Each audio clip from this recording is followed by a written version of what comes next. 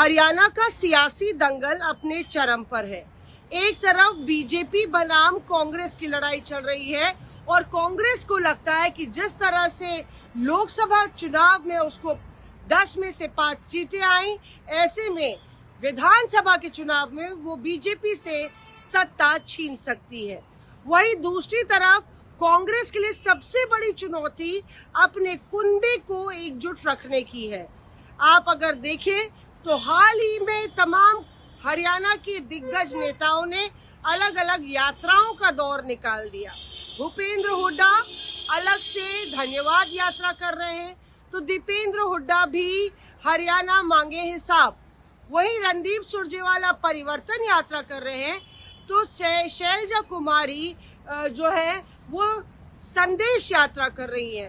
तो अलग अलग नेता कांग्रेस पार्टी के अलग अलग यात्राओं में डूबे हुए हैं और क्या इनके रास्ते मिलेंगे, ये यक्ष प्रश्न लगातार बना हुआ है।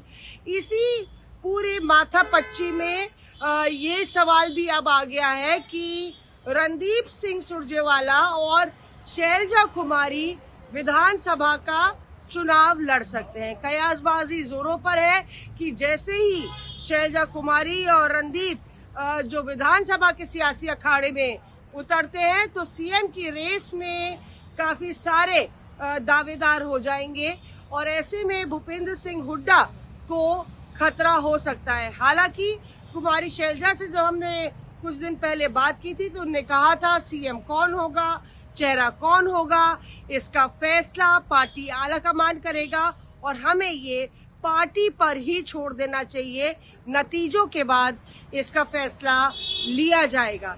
लेकिन ये बात किसी से छुपी नहीं है कि हाल ही की कई बैठकों में भी कांग्रेस पार्टी में लगातार शिकायतों का पिटारा लेके अलग अलग गुट सामने आए और पूरी जो बहसा बहसी है वो सभी बड़े दिग्गज नेताओं के सामने हुई, चाहे वो खड़गे साहब हो की मौजूदगी हो या राहुल गांधी की। एक नेता या एक गुट दूसरे गुट की नहीं सुनता, इसकी भी शिकायत हुई और दूसरा गुट तीसरे गुट की नहीं सुनता।